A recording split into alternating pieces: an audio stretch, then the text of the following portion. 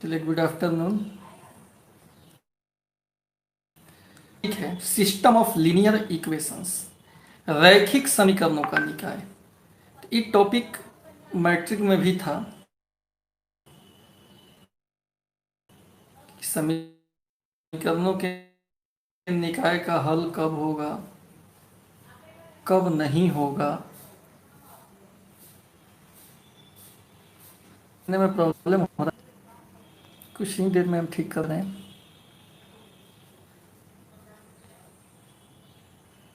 चलिए, अब ठीक हो जाएगा।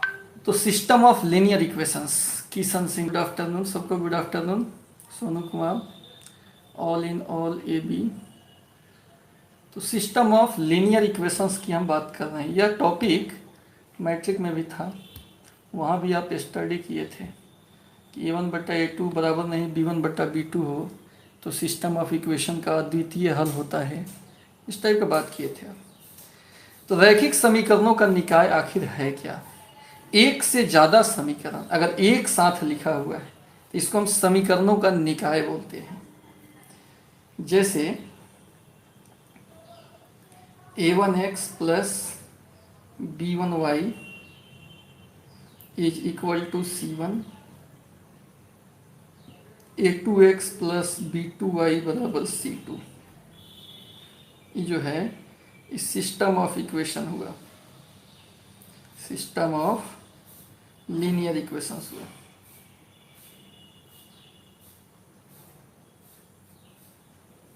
इस समीकरणों का निकाय हुआ। कितना समीकरण दिखाई दे रहा है? दो समीकरण एक साथ दिखाई दे रहा है। वैल्यू किसका किसका हमको निकालना है? x का y का। अगर इसको सॉल्व किया जाए, इसका मैट्रिक में सॉल्व किए हैं कि सिस्टम ऑफ इक्वेशन रहे, इसका सॉल्यूशन कैसे निकाला जाता है ये आपको पता है। ब्रजगुणन विधि से निकाला जाता है, विलोपन विधि से निकाला जाता है, यानी सब्स्टिट्यूशन मेथड से। तो इसको सॉल्व करने का अनेक तरीका आप मैट्रिक में पढ़े हैं। दो वेरिएबल है तो कम से कम दो समीकरण चाहिए। तीन वेरिएबल हो अगर समीकरणों के निकाय में तो इसमें a1x तीन समीकरण होता है, b1y c1z बराबर d1, a2x plus b2y plus c2z बराबर d2, a3x plus b3y plus c3z बराबर d3। यह भी जो है क्या है, ये भी है आपका सिस्टम ऑफ लीनियर इक्वेशंस।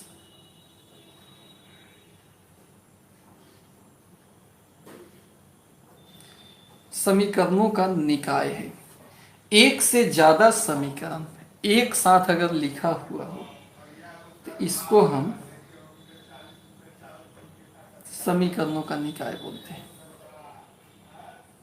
ठीक है। आदर्श उपाध्याय, प्रणाम सर, खुश रहिए। शिवम कुमार करें, लेट से जुड़े हैं, कोई बात नहीं, चला अभी स्टार्ट किए।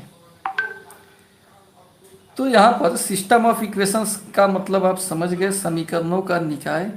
दो वेरिएबल का है तो दो समीकरण का निकाय होगा, और तीन वेरिएबल का है तो इसमें तीन समीकरणों का निकाय होगा। ठीक है, सिस्टम ऑफ इक्वेशंस, सिस्टम में निकाय होता है। इस एक्सरसाइज में इसी को सॉल्व करने का तरीका सीखेंगे। खुश रहिए, मंटू सिंह के आईडी से जुड़े हैं। तो इसको हम कैसे सॉल्व करेंगे? तो हम लोग मैट्रिक में तो सीखे ही हैं कि आप गुणक बदल के घटा उटा के सॉल्व कर लेते थे दो समीकरण को। यहाँ पर मैट्रिक्स और डिटर्मिनेंट के उपयोग से इसको हम सॉल्व करेंगे। तो वहाँ पर भी आप देखे थे कि कुछ सिस्टम ऑफ इक्वेशंस का सॉल्यूशन होता था, कुछ का नहीं होता था। जिसका होता था उसको हम संगत बोलते थे, जिसका नहीं होता था उसको असंगत बोलते थे। चीज़ बस वही है, यहाँ इंग्लिश में लिखा है। तो solution of system of equation दो टाइप का होता है। सॉल्यूशन अगर मिलेगा तो उसको कंसिस्टेंट कहेंगे, सॉल्यूशन नहीं मिलेगा तो इनकंसिस्टेंट कहेंगे। तो यहाँ पे इस बात को हम लिख दे रहे हैं। A given system of equations is said to be, a given system of equations is said to be, पहिलका में consistent, संगत, consistent if it has one or more solution। Consistent बोलते हैं यदि इसके पास एक या अधिक सॉल्यूशन मिले, यानी सॉल्व करे तो एक्स वाई निकल जाए, तब ऐसे सिस्टम ऑफ इक्वेशन को कंसिस्टेंट बोलते हैं।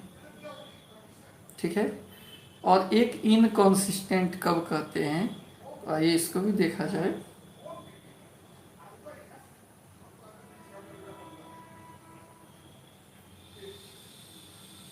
इनकंसिस्टेंट कब कहेंगे, if it has no solution.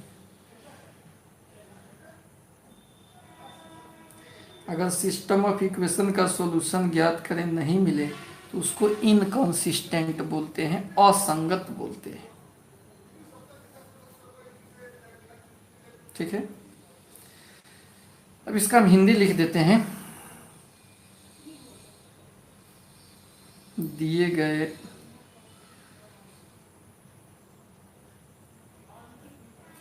समीकरणों के निकाय को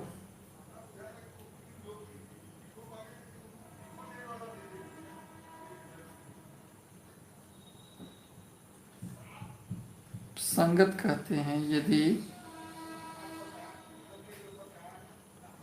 इनका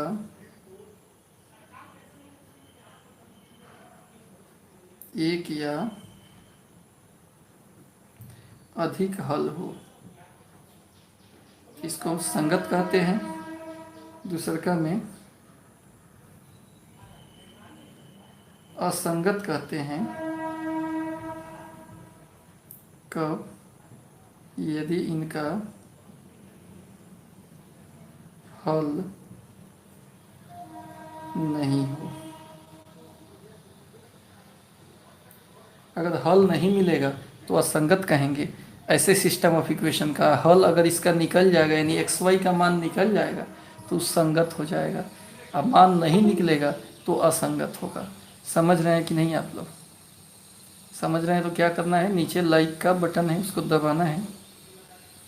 कमेंट करके बताइए कि समझ में आया कि नहीं, जल्दी, तब आगे बढ़ेंगे। जिस सिस्टम ऑफ इक्वेशंस का सॉल्यूशन मिल जाए उसको हम लोग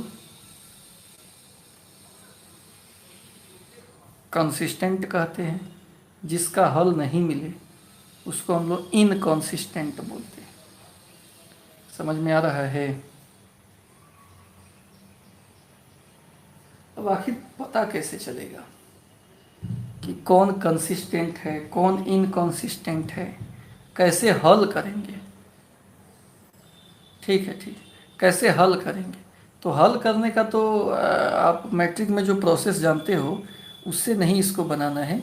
इसको अलग ढंग से मैट्रिक्स और डिटर्मिनेंट से बनाना है, ए इनवर्स के उपयोग से बनाना है। तो सिस्टम ऑफ इक्वेशन को अगर हल करना हो तो हल हम कैसे करेंगे इस पे हम बात करेंगे, इसके बाद इस पे हम बात करेंगे। तो पहले आप इतना का स्क्रीनशॉट ले लो, क्योंकि इस पे अटेगा नहीं जो बात अभी हम बताने वाले हैं। इतना का पहले स्क्रीनशॉट ले लो, पेज हम पलटेंगे।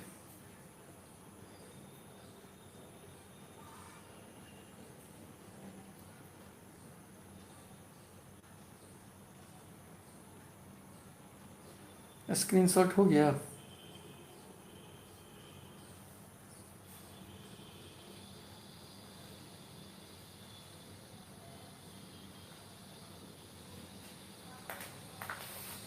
चलिए अब देखिए, अब मान लो यहाँ इसको हम हल कैसे करेंगे। Solution of system of equations using, किताब में कहेगा कि किसके उपयोग से, इसमें का जो क्वेश्चन होता है वो कहेगा यूजिंग मैट्रिक्स मेथड।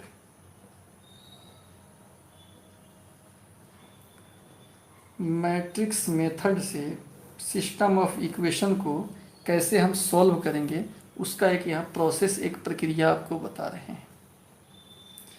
मान लेते हैं कि सिस्टम ऑफ इक्वेशन है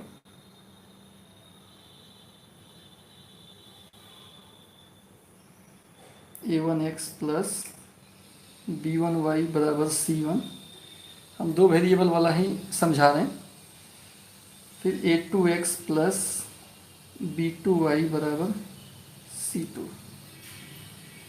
अब इसमें हम मान लेंगे एक मैट्रिक्स बना लें, इसी को सॉल्व करना है हमको, सिस्टम ऑफ इक्वेशन को सॉल्व करना है। ए एक मैट्रिक्स बना लेते हैं गुणक से, a1 b1 a2 b2।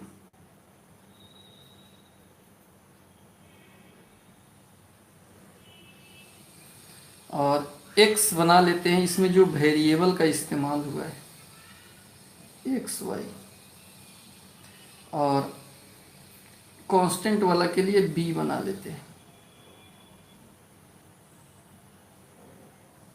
हर एक पार्ट को अलग अलग मैट्रिक्स में हम मान लिए, ध्यान दीजिएगा, हर एक पार्ट को हम अलग अलग मैट्रिक्स में मान लिए। लेकिन ये अलग अलग तो दिया नहीं ना, ये रिलेशन में दिया हुआ है, रिलेशन में दिया हुआ है, तो आप अलग अलग काहे मानिएगा। इसका भी एक ऐसा रिलेशन लिखना होगा जिससे ही प्राप्त हो जाए। तो पहले जो गुणक है उसको हम मैट्रिक्स ए मानेंगे, जो वेरिएबल है उसको हम एक्स कह दिए, जो कांस्टेंट है उसको बी कह दिए, और एक रिलेशन यहाँ स्थापित कर लिया क्लियरली। ए एक्स बराबर बी, ए में एक्स से गुना करेंगे तो बी के बराबर, इससे ही दोनों इक्वेशन मिल जाएगा। देखिए आप गुना कीजिए, a1x प्लस b1y बराबर c1, उतना ही दिया है। a2x प्लस b2y बराबर c2, मानी दोनों के गुणनफल को इसके बराबर कर दें तो उससे आराम से ही दोनों समीकरण मिल जाएगा। नहीं समझे? a1x प्लस b1y बराबर c1, चूंकि गुना करना है इसके बराबर करना है। a2x प्लस b2y बराबर c2, गुना करेंगे तो ई संबंध आ जाएगा, जो ओरिजिनल दिया हुआ है, जो दिया है उस संबंध आ जाएगा। बात आया समझ में? अब यहाँ दो चीज है, एक तो अगर ए इनवर्स मिलेगा तब का सिचुएशन, और नहीं मिलेगा तब का सिचुएशन। एक्स के लिए सॉल्व करना है, एक्स का मान निकालना है। एक्स कब निकलेगा? जब ए इधर से इधर आ जाए। ए इधर से इधर तो आएगा नहीं, मैट्रिक्स सही भाग में तो आता नहीं है, भाग में तो आता नहीं है, तो दोनों तरफ गुना करना पड़ेगा ए इनवर्स से, अगर ए इनवर्स मिलता है तो। यहाँ दो केस होगा। Case one, if determinant not equal to 0, that is अर्थात ए इज सिंगुलर की नॉन सिंगुलर, नॉन सिंगुलर,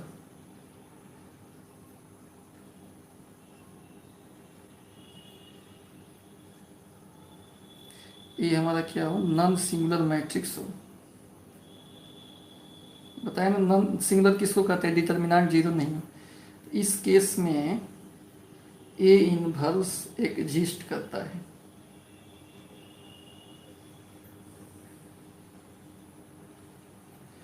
अब फ्रॉम 1 ए एक्स बराबर बी, दोनों तरफ ए इनवर्स से गुना कर देते हैं।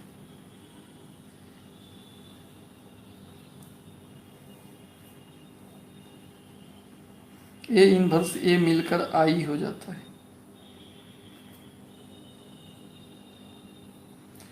आई में एक्स से गुना होगा तो एक्स ही रहेगा और यहाँ से ही सॉल्व हो जाता है। सॉल्व कर लेंगे और हमको x निकल जाता है, y निकल जाता है, यहाँ से निकल जाता है सॉल्व करने से। क्वेश्चन रहेगा तो सॉल्व हो जाएगा आसानी से।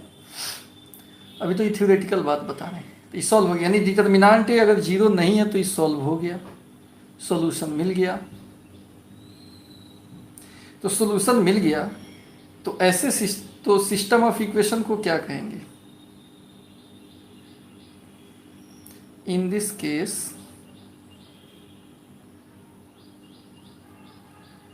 System of equations is consistent, यानी संगत होगा।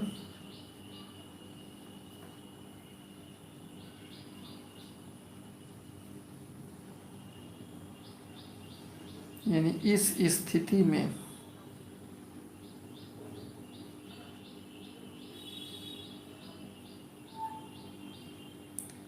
समीकरणों का निकाय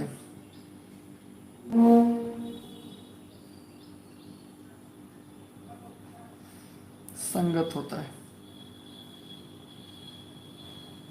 इसका हल निकल जाता है। ये तो हो गया आपका केस वन। केस वन हो गया यहाँ से यहाँ तक।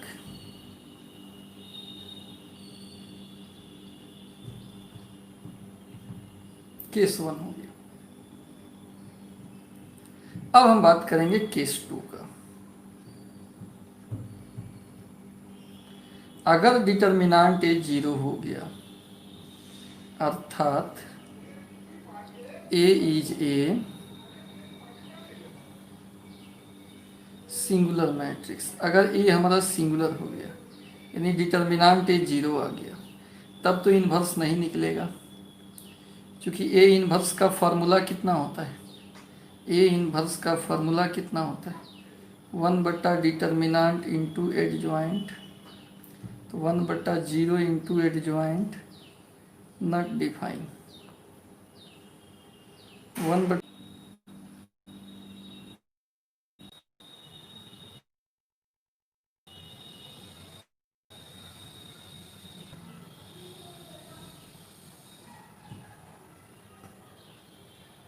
ठीक है, दिख रहा है?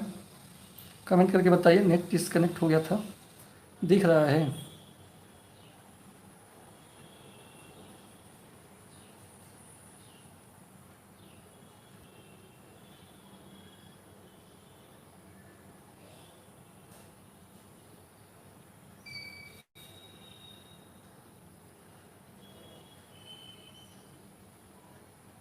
शिवम कर रहे हैं यस, ठीक। तो इस समय तो ए इन्वर्स नहीं मिला, तो दोनों तरफ गुना करने से तो सॉल्व होगा नहीं, ए इन्वर्स निकलेगा तभी तो एक्स सॉल्व होगा। यानी इस स्थिति में क्या होगा, सो देखिए लिखेंगे इन दिस केस, इस स्थिति में कुछ और काम करना होगा। इस केस में आपको कुछ और काम करना पड़ेगा। अगर डिटर्मिनांट ए जीरो आ रहा है तो आपको निकालना होगा एडजॉइंट ए इंटू बी का मान, ठीक है। अगर ई जीरो नहीं है तो system of equations has no solution.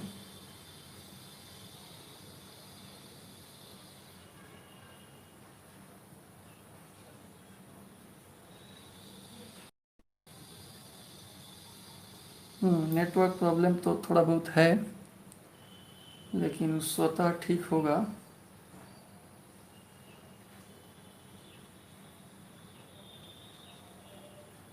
देखते हैं, ठीक कर लेते हैं, 1-2 मिनट लगेगा हमको। साफ दिखाई नहीं दे रहा है, यही प्रॉब्लम है, इसका उपाय हम कर रहे हैं।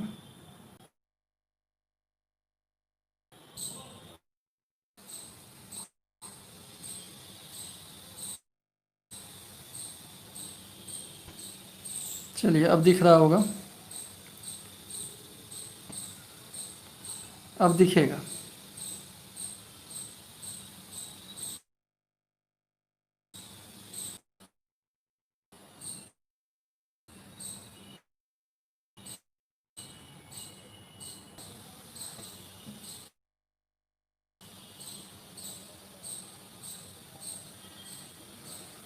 थोड़ा देर वेट कर लीजिए आप लोग, ठीक हो जा रहा है।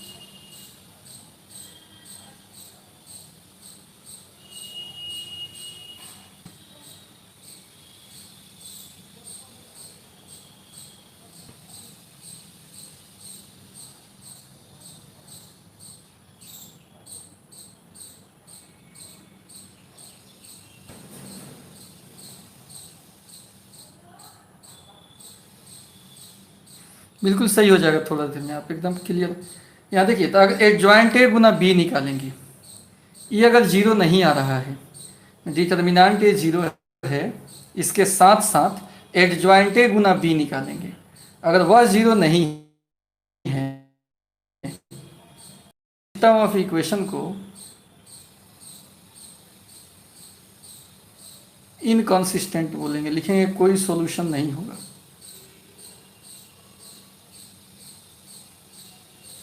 पंद्रह kbps पर सेकेंड, नेटवर्क इशू है, ठीक। दिख रहा है कि नहीं, कमेंट करके बताइए।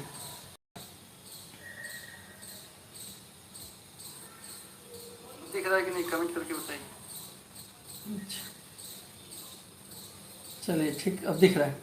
तो इस केस में ए इनवर्स निकालेंगे तो नहीं निकलेगा, तो नहीं निकलेगा, तो फिर एडजॉइंट ए गुना बी करके यहाँ निकालना पड़ेगा, एक एक्स्ट्रा काम करना होगा। अगर यो नॉट ई भी अगर नॉट इक्वल टू जीरो हो तो system of equation has no solution, and कह सकते हैं कि सिस्टम ऑफ इक्वेशन क्या हो गया, system of equations is inconsistent. एक और केस यहाँ पे आ सकता है, अगर एडजॉइंट ए गुना बी, ई भी जीरो हो जाए, डिटर्मिनांट भी जीरो हो जाए और ई भी जीरो हो जाए, तो क्या होगा,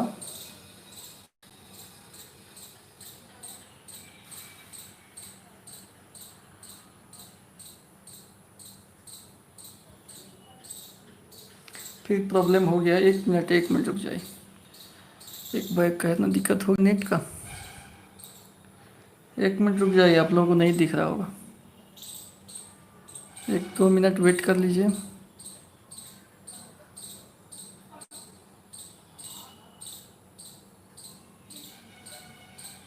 एक दो मिनट वेट कर लीजिए।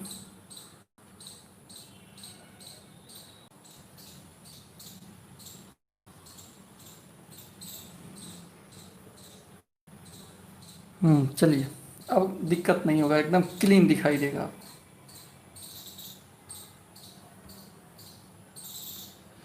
एडजॉइंट ए गुना बी निकालेंगे और यहाँ पर देखेंगे, अगर यह भी जीरो हो गया, डिटर्मिनांट ए जीरो, साथ साथ एडजॉइंट ए गुना बी भी जीरो, तो कहेंगे then system of equations has infinite solution या नो सॉल्यूशन।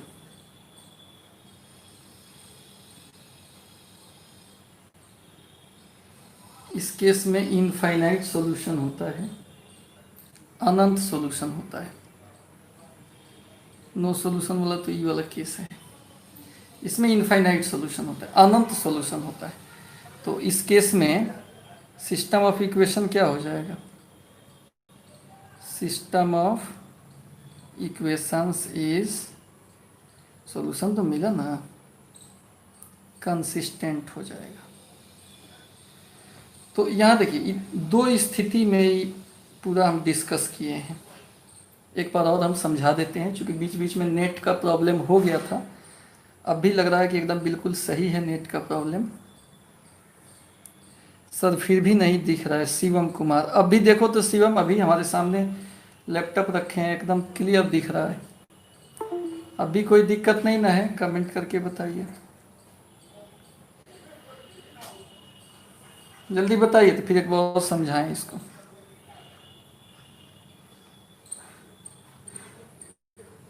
अभी दिक्कत है।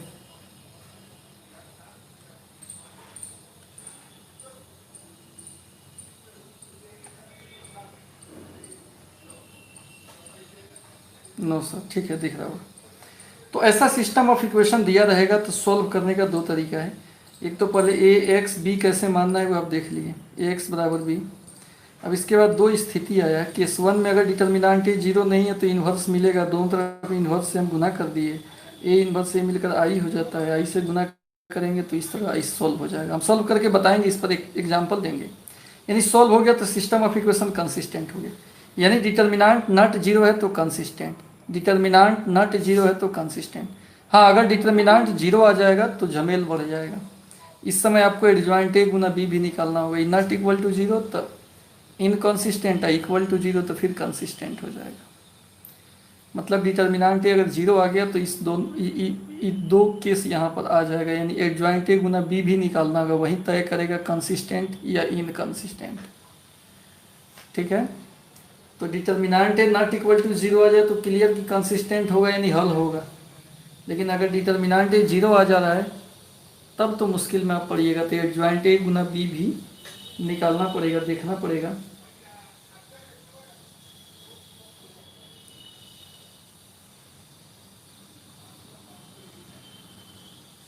हाँ सर, दिख रहा है, ठीक। तो जैसे आपको जांचना हो कि कोई सिस्टम ऑफ इक्वेशन कंसिस्टेंट है कि इनकंसिस्टेंट है, तो कैसे जांचेंगे?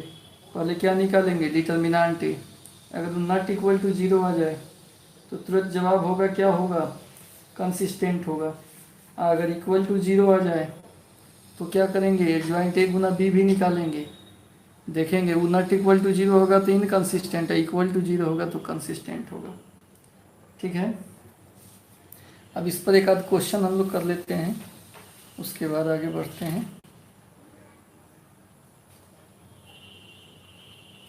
इसका स्क्रीनशॉट ले लीजिए।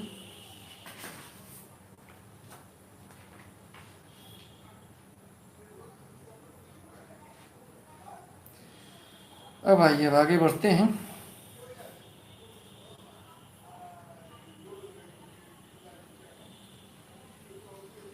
एग्जामिन द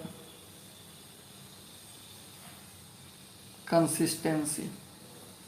आपको एग्जामिन करना है, जांचना है, बताना है कि कंसिस्टेंट है कि नहीं है, इस बात को आपको बताना है।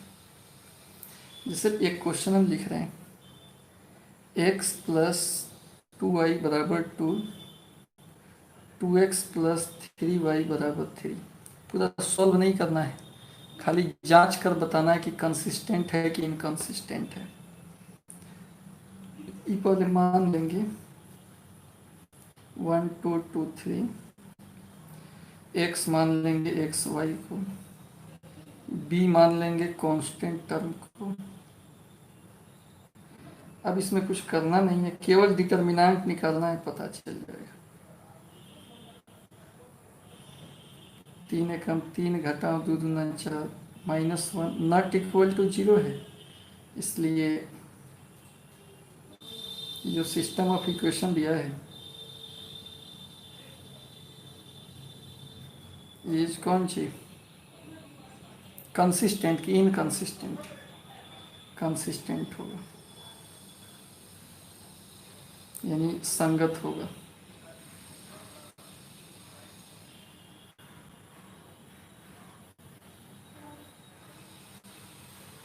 समीकरणों का निकाय संगत है, यानी हल हो जाएगा। इसको हल करेंगे तो हल हो जाएगा। हालांकि हल करना नहीं है, केवल जांच कर बताना है कि इसका हल होगा कि नहीं होगा। एक और क्वेश्चन हम लोग देख लेते हैं।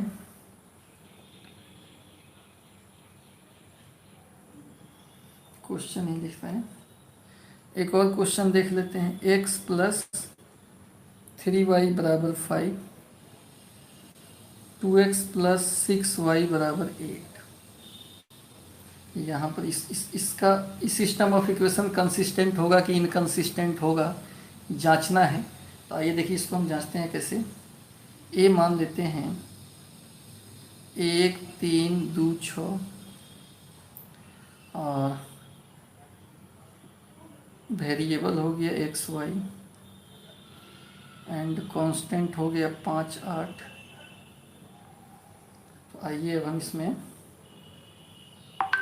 पहले निकालते हैं डिटर्मिनेंट। एक, तीन, दो, छः, छः एकम छः, माइनस छः, जीरो आ गया। लो, अभी कंसिस्टेंट इनकंसिस्टेंट हम नहीं लिख सकते हैं, तो इसमें झमेल बढ़ गया। एक आपको एडजॉइंट ए भी निकालना पड़ेगा। एडजॉइंट ए क्या होता है? जो ए होता है वही लिखते हैं, ट्रिक से निकाल रहे हैं या कोफैक्टर लिख कर निकालो, कैसे भी एडजॉइंट आपको निकालना होगा, वो हम सिखा चुके हैं एक्सरसाइज 4.5 में। तो एगो ट्रिक भी बताए थे कि डायरेक्ट इंटरचेंज करके निकाला जा सकता है, इसका साइन चेंज करके। यहाँ पर करना पड़ेगा इंटरचेंज, और यहाँ पर करना होगा चेंज साइन। तो इंटरचेंज कर दीजिए, 6 चला गया ऊपर, 1 चला गया नीचे, इसका चिन्ह बदल दीजिए, ई निकल गया। अब हमको दोस्त क्या निकालना पड़ेगा? एडजॉइंट ए इंटू बी, और यही तय करेगा कंसिस्टेंट होगा कि इनकंसिस्टेंट। एडजॉइंट ए तो निकल गया, 6 माइनस माइनस 2, 1, और बी दिया है 5, 8। गुना कर लीजिए रो से कॉलम में, 6 पचे 30, 8 3 का 24, इससे 2 पचे 10, 1 में 8 से 8, 30 में से 24 गया 6, 10 में से 8 गया 2, यानी ये जीरो नहीं आया। जीरो जीरो करके ही थोड़े आया, जीरो नहीं आया। तो एडजॉइंट ए गुना बी अगर जीरो नहीं हो, डिटर्मिनेंट ए अगर जीरो हो, और साथ में एडजॉइंट ए गुना बी जीरो नहीं हो, तो सिस्टम ऑफ इक्वेशन के पास कोई सॉल्यूशन नहीं होता है और इनकंसिस्टेंट होता है। यहाँ डिटर्मिनेंट जीरो है, एडजॉइंट ए गुना बी निकाले, नॉट इक्वल टू जीरो आ गया। इसका मतलब system of equation is inconsistent.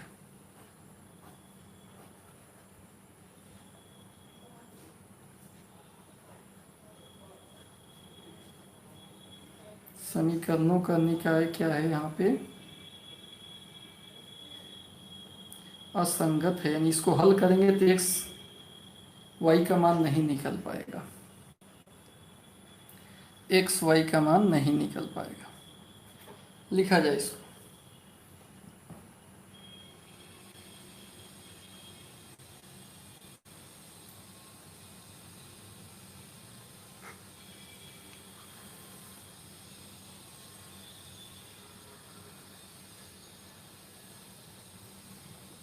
A one बट्टा ए टू, बी वन बट्टा बी टू बराबर नहीं सी वन बट्टा सी टू। अब मैट्रिक में से पढ़े थे, ए वन बट्टा ए टू बराबर बी वन बट्टा बी टू बराबर नहीं सी वन बट्टा सी टू। तो इस समय समीकरण के निकाय का हल नहीं होता है, तो ये चीज़ यहाँ नहीं यूज करना है। यहाँ पे केवल डिटर्मिनेंट एडजॉइंट निकाल के यहाँ के जो थ्योरी है उससे बनाना है, उससे कंसिस्टेंसी जांचना है। चीज़ वो वही है मैट्रिक केवल, लेकिन यहाँ नया ढंग से पढ़ना है। ठीक है, क्लियर हो गया है? स्क्रीनशॉट ले लीजिए,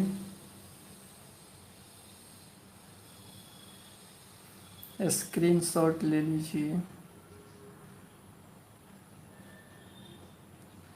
हाँ पढ़े हैं लो, तो वही चीज़ है, स्क्रीनशॉट इसका ले लीजिए।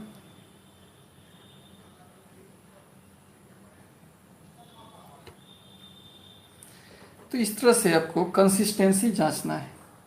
डिटर्मिनेंट ए निकालेंगे, नॉट इक्वल टू जीरो होगा तो तुरंत लिख देंगे कंसिस्टेंट होगा। अगर डिटर्मिनेंट ए निकाले जीरो आ गया तो एक एक्स्ट्रा काम आपको एडजॉइंट निकाल कर एडजॉइंट ए गुना बी निकालना होगा। नॉट इक्वल टू जीरो होगा तो इनकंसिस्टेंट, इक्वल टू जीरो होगा तो कंसिस्टेंट। यानी इसमें दो तरह से दो केस आ सकता है। ठीक है। अब हम सॉल्व कैसे करते हैं, इसमें दो टाइप का सवाल है। एक कंसिस्टेंसी जांचना है 1 to 6, और उसके बाद जो क्वेश्चन है सॉल्व करना है। अब इसमें सॉल्व करने वाला सवाल कैसे सॉल्व किया जाता है, आइए देखते हैं।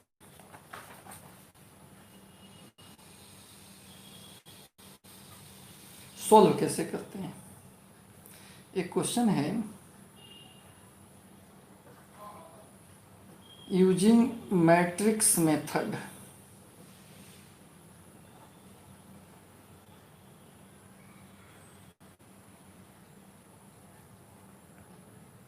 Solve the system of equations, solve करना है। ठीक है, मैट्रिक्स विधि से क्या करना है, आपको सॉल्व करना है। तो जैसे इक्वेशन आप देखिएगा तो लगेगा मैट्रिक में बनाए हैं। 5x + 2y = 4, 7x + 3y = 5। इस सिस्टम ऑफ इक्वेशन को सॉल्व करना है। तो आप मैट्रिक विधि से भी सॉल्व कर सकते हो। इसमें 3 से गुना, इसमें 2 से गुना घटा लेंगे तो एक्स वाई मिल नहीं जाएगा। दो समीकरण सॉल्व कर जैसे करते हैं वैसे हो जाएगा। लेकिन उस मैट्रिक वाले विधि से नहीं बनाना है, मैट्रिक्स विधि से बनाना है। ठीक है, सुन रहे हो, किससे बनाना है इसको, चला मैट्रिक्स विधि से। तो बस वही काम करेंगे जो थ्योरी में बताए हैं। पहले ए मान लेंगे कांस्टेंट वाले को, 5 2 7 3, 5 2 7 3। एक्स मानेंगे वेरिएबल को एक्स वाई, और बी मानेंगे कांस्टेंट टर्म को 4 5। तो यहाँ क्या लिखेंगे स्टूडेंट इसके बाद, या x बराबर ए इनवर्स बी है ना, तो एडजॉइंट का उसमें आवश्यकता पड़ेगा और डिटर्मिनेंट का आवश्यकता पड़ेगा। तो पहले आइए इसमें ई मानने के बाद दो चीज़ निकाल लेते हैं। पहले एक डिटर्मिनेंट 5 2 7 3, 5 3 15, 7 2 14, 1 आ गया। दूसरा एडजॉइंट निकाल लेते हैं, तो ट्रिक से ही निकाल लेते हैं। 5 2 7 3 का एडजॉइंट कैसे निकलता है, इसको आपस में हम लोग इंटरचेंज करेंगे और इसका चिन्ह बदलेंगे, चेंज साइन। तो क्या हो जाएगा, इसको बदल लेंगे, 3 चला जाएगा ऊपर, 5 चला जाएगा नीचे, इसका चिन्ह बदल लीजिए, -7 -2। ठीक है, ये निकल गया एडजॉइंट। एडजॉइंट हो गया, डिटर्मिनेंट हो गया। ठीक है, अब जो डेफिनेशन होता है एक्स निकालने के लिए, उसमें क्या सीखे हो, एक्स कितना होता है, ए इनवर्स बी के बराबर होता है। एक्स किसके बराबर होता है, ए इनवर्स बी के। देखो ना, हम बता दें, एक्स किसके बराबर होता है, ए इनवर्स बी के। आप यहाँ लिख सकते हो फ्रॉम डेफिनीशन, जो परिभाषा बताए हैं सॉल्व करने का, एक्स हो जाएगा ए इनवर्स। ए इनवर्स होता है 1 determinant into adjoint A into B. तो 1 डिटर्मिनेंट कितना आया है, 1 आया है। एडजॉइंट कितना है, 3 -2 -7 5, और बी कितना है 4 5। गुना कर लीजिए, 3 चौका 12, 2 पचे 10, 7 चौका 28, 5 में 5 से 25, तो 12 में से 10 गया 2, 28 में से 25 गया -3, ई एक्स के बराबर। और x कितना होता है, x माने हैं, तो x हो जाएगा 2 एंड y हो जाएगा -3। सबसे शॉर्टकट और आसान तरीका से इसको बनाए, इससे ही शॉर्टकट हो ही नहीं सकता है। इससे ही शॉर्टकट हो ही नहीं सकता है। मान लेना है डिटर्मिनांट और एडजॉइंट आपको निकाल लेना है। निकल जाए उसके बाद ही x बराबर a इनवर्स b वाले मंत्र से इसको बना लेना है, सॉल्व हो जाएगा, एक्स वाई का मान आ जाएगा। अब आप ऐसे भी सॉल्व करके देखो, एक्स वाई का मान यही आएगा। जो मैट्रिक में सीखे थे ना, इसमें 3 से गुना करेंगे, इसमें 2 से गुना करेंगे, घटाएंगे कटा के, तो एक्स का मान देखो निकाल के 2 आएगा। उस मान को किसी एक में रखेंगे तो वाई का मान -3 आएगा। वैसे भी सॉल्व करने से वही आएगा। समझ में आ गया? आगे बढ़ें कि इसको फिर समझाएं? कमेंट करके बताइए। समझ में आ गया कि और इसको फिर से बनाना होगा? इस टाइप का सवाल मिलेगा तो बन जाएगा तुलो से।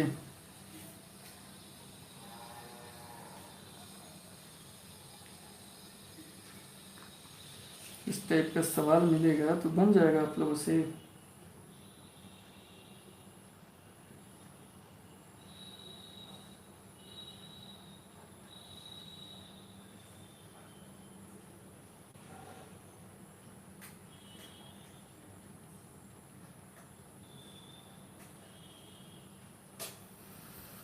चलिए शिव, अब इसमें आगे बढ़ते हैं।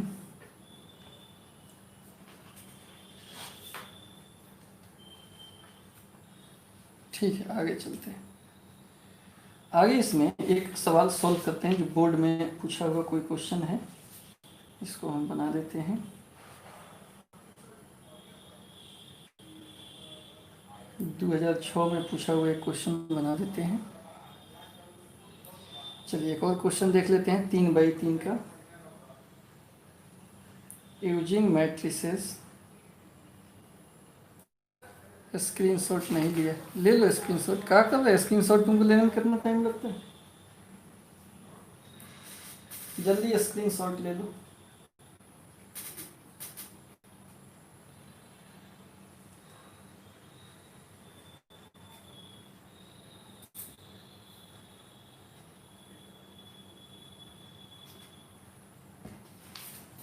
अब देखिए, यूजिंग मैट्रिसेस, देखा जाए क्वेश्चन को, यूजिंग मैट्रिसेस सॉल्व करना है। क्वेश्चन है 3x plus 4y plus 2z बराबर 8 और 2y माइनस 3z बराबर 3, x minus 2y plus 6z बराबर -2। और ये आपसे बोर्ड एग्ज़ाम 2006 में पूछा हुआ क्वेश्चन है, पूछा हुआ था 2006 में। अब इसको हम कैसे बनाएंगे? सॉल्यूशन देखिए,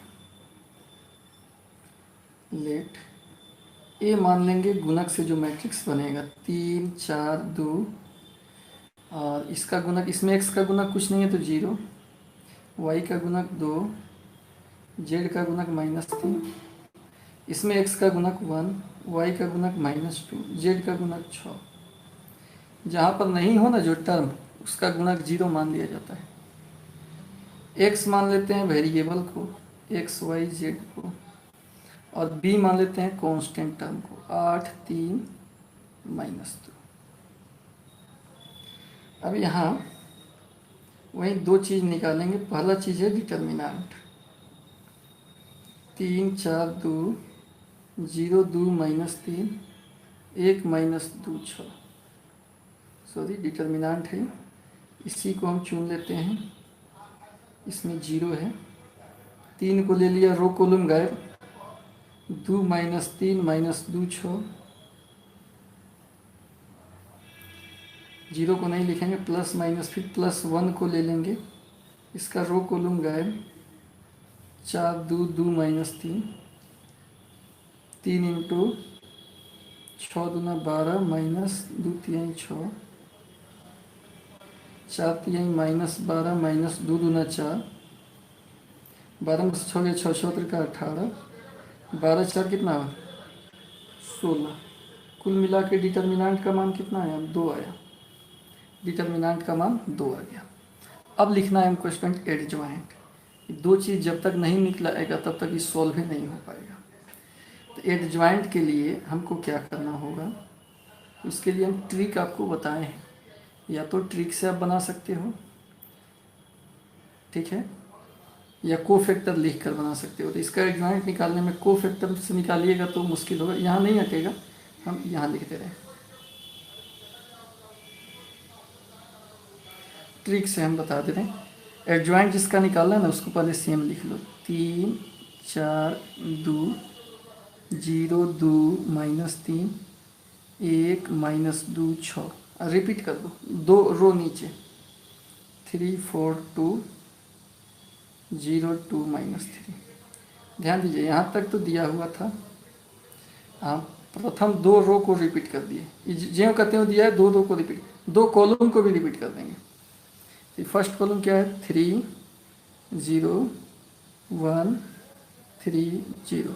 ये कितना है? 4 2 -2 4 2। रिपीट कर दिया। 3 4 को भी यहाँ रिपीट कर दिए। अब रिपीट करने के बाद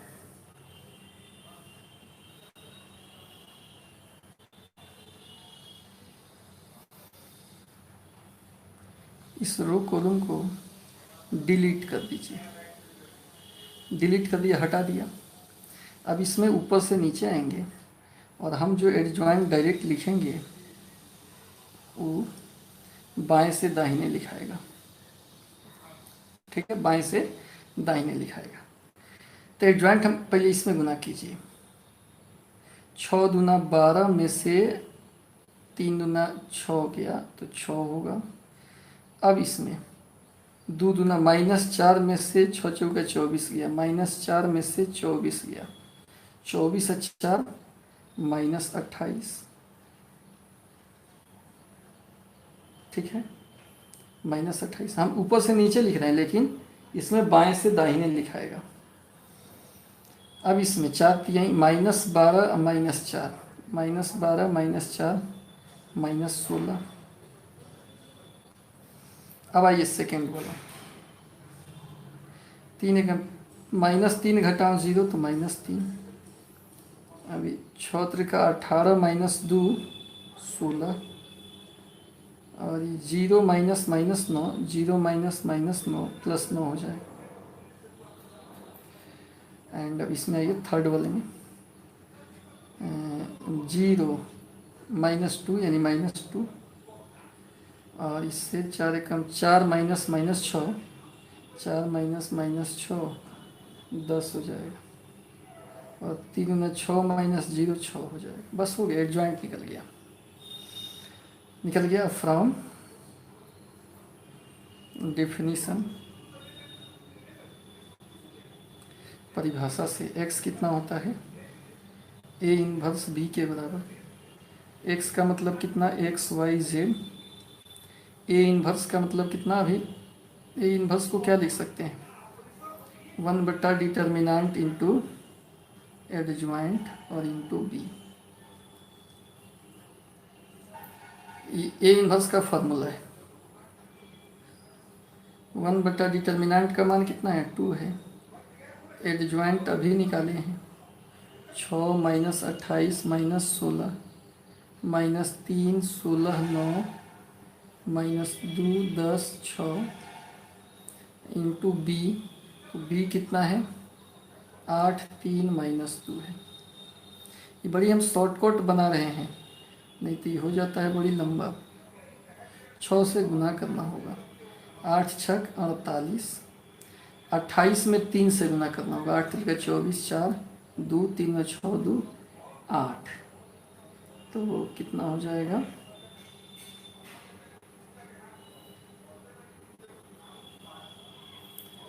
8 3 24 के 4 2 3 6 2 8 84 हो जाएगा।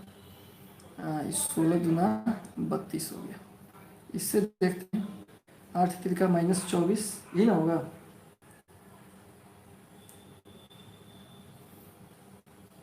-24 16 3 48 9 दूना 18, 8 दूना -16, 10 तिहाई 30, 6 दूना 12।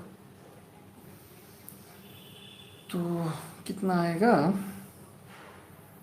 ये आएगा एक्स वाई जेड 1/2 आई 8 अदू 10 के 0 हासिल 1, 4 3 7 1 8, 80 माइनस 84, 80 माइनस 84 ये हो गया 48 माइनस 8 4 12 2 हासिल 1, 2 1 3 1 4, और ये हो गया 30 माइनस 6 2 8 10 10 20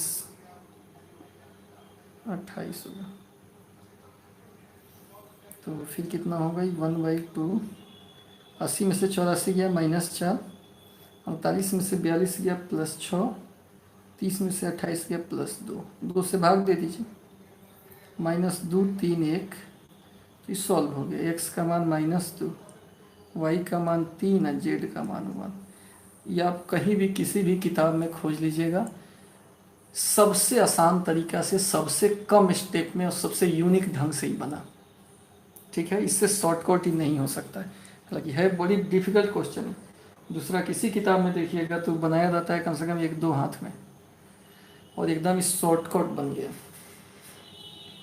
किसी को आपत्ति है? इसको आप दोबारा देख लीजिएगा वीडियो को, क्या किए हैं। एक बार मैट्रिक्स को जेम कहते हैं, यहाँ से यहाँ तक मैट्रिक्स है। एक बार 2 रो को रिपीट किए हैं, 2 कॉलम को रिपीट कर दिए हैं, और फिर पहला रो पहला कॉलम गायब करके गुना उना करके ही लिखे। ऊपर से नीचे आए लेकिन लिखे हैं बाएं से दाहिने। समझ में आ गया? हाँ, इस तरीके से बना सकते हैं एग्जाम में। ई लिखना पड़ेगा, ई बनाइएगा तो, ई नहीं कि रफ में कहीं लिख लिए, डायरेक्ट लिख लिए, तब दिक्कत होगा। सामने लिख दीजिएगा। कोई शॉर्टकट ट्रिक से बनता है तो उस ट्रिक को सामने लिखना होता है, नहीं तो छुपा के तब बनाइएगा तो दिक्कत होगा। तो ये बड़ा आसान होता है ये तरीका।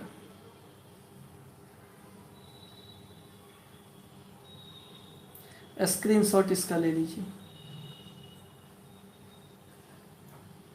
स्क्रीनशॉट ले लीजिए।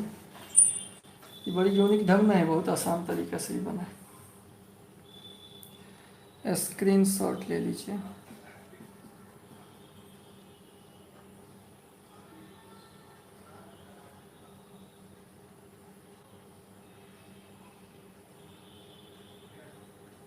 हो गया? कमेंट में बताइए कि हो गया, तो आगे बढ़ेंगे।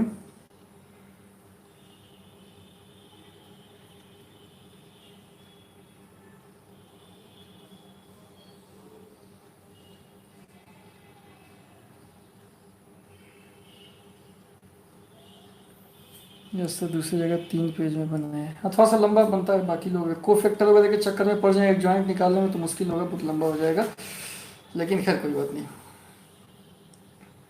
चलिए यहाँ देखिए, एक क्वेश्चन और बड़ा यूनिक क्वेश्चन है, इसको हम बना रहे हैं। Given a is equal to 1 - 1 1 1 - 2 -2 2 1 3, और b दिया है -4 4 4 -7 1 3 5 - 3 -1। साइड बुक का क्वेश्चन है, लेकिन एग्जाम में पूछा हुआ है बहुत बार। फाइंड ए बी, पहले ए बी निकालना है, and use this result solve x - y plus Z बराबर 4, x - 2y - 2z बराबर 9, और 2x plus Y plus 3z बराबर 1। 6 2010 2012 पूछा हुआ क्वेश्चन है। सॉल्यूशन, पहले ए बी निकालना है, ये तो बड़ा सिंपल है, गुना कर लेंगे। 1 minus 1 1, 1 minus 2 minus 2, 2 1 3, minus 4 4 4, minus 7 1 3,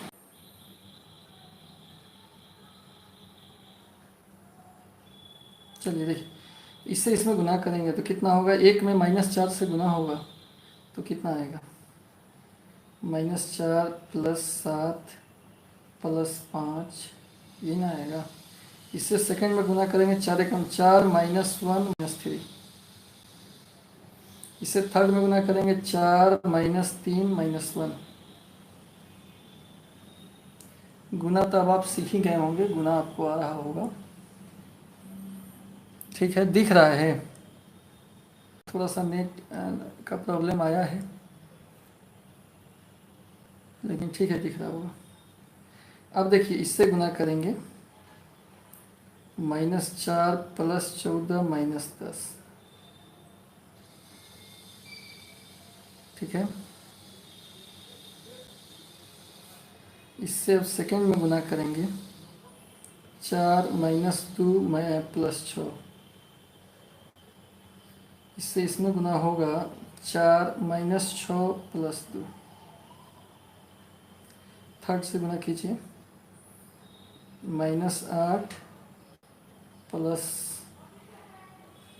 इससे -8 -7, -8 -7 प्लस 15।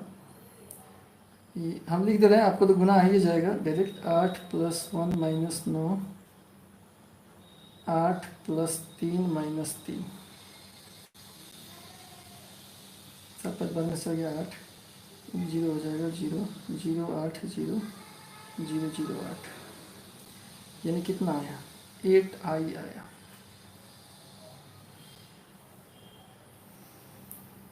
तो ए बी बराबर आया 8i। अगर इसको हम अरेंज कर दें, 8 को इधर बुला लें, तो a इंटू 1/8b बराबर i, ऐसा लिख सकते हैं कि नहीं। 8i फिर तो आ ही जाएगा, ए बी बराबर 8i, ऐसा लिख सकते हैं कि नहीं।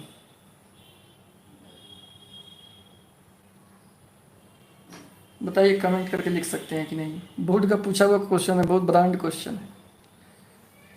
हम क्या किए कि 8 को इधर बुला लिए, 1/8ab बराबर i। अब इस 8 को जानबूझकर बी वाले के पल्ले लगा दिए, ए को खाली रख लिया, ठीक है, लिख सकते हैं। चलिए ठीक, तो 2 का गुणनफल i है, तो इसलिए पहिलका का इनवर्स दूसर का हो जाएगा, 1/8b हो जाएगा, यानी 1/8, और b कितना है बोलिए, -4 4 4, -7 1 3, 5 -3 -1, ये ए इनवर्स निकल गया। अब सॉल्व करना है, एक रिजल्ट ये आ गया, एक रिजल्ट यहाँ से निकालिए। इस रिजल्ट के यूज से इसको सॉल्व करना है। अगेन ए मान लेते हैं, इसके गुणक को 1 -1 1, 1 -2 -2, 2 1 3, x हो जाएगा वेरिएबल x y से, और b हो जाएगा constant term 4 9 1। From definition x कैसे निकलता है, ठीक है, हो जा रहा है। x कैसे निकलता है, a inverse into B. x का मान कितना है, x y j, a inverse कितना है, देखो ना, ये शानदार क्वेश्चन है ना, ये क्वेश्चन नहीं मिलेगा आपको कहीं भी, ये क्वेश्चन छोड़कर आप नहीं जाइए। और b कितना है, 4 9 1 है, आसानी से सोल्व हो जाएगा। 1/8, 4 चौका 16, 9 चौका 36, 4 एकम 4, 7 चौका 28, 9 एकम 9, 3 एकम 3, 5 चौका 20, 9 त्रिका 27, -1 कितना हो जाएगा, चला 1/8, ये 36 से 4 40, 40 में से 16 गया, कितना हो जाएगा 24, -16 -8, 8 से भाग दे देंगे। 8 3 का 24, 8 दूना 16, 8 एकम 8, तो आसानी से सोल्व हो गया। x का मान 3, y का मान -2, z का मान -1। इसका स्क्रीनशॉट ले लीजिए। और HW हो गया आपका एक्सरसाइज 4.6 NCERT का। अभी जो क्वेश्चन बनाए हैं सब साइड बुक का क्वेश्चन है। आप NCERT का 4.6 बना लीजिएगा। इसका ऐसे हम पूरा NCERT का बनाया हुआ वीडियो डाले हैं, प्लेलिस्ट में आपको मिल जाएगा। अभी तक जो लाइक नहीं किए वो लाइक कर लें। इस पूरे बात को कॉपी में आज नोट कीजिएगा, लिखिएगा जो स्क्रीनशॉट लिए हैं उसको, और फिर एक्सरसाइज बनाइएगा अपना से, श्योर बनाइएगा। फिर कल इसी समय पर, अब तो कल से स्टार्ट हो जाना चाहिए कैलकुलस। देखते हैं, कल से नहीं होगा तो कैलकुलस स्टार्ट कर देंगे, क्योंकि इसमें का तो ये सब हो गया। अब इसमें कुछ है नहीं, ऑब्जेक्टिव अलग से इसका डालिए दिए हैं, बना ही दिए हैं। तो कल से वहीं कैलकुलस वगैरह पढ़ाएंगे। आज के लिए इतना ही, थैंक यू, मिलते हैं कल।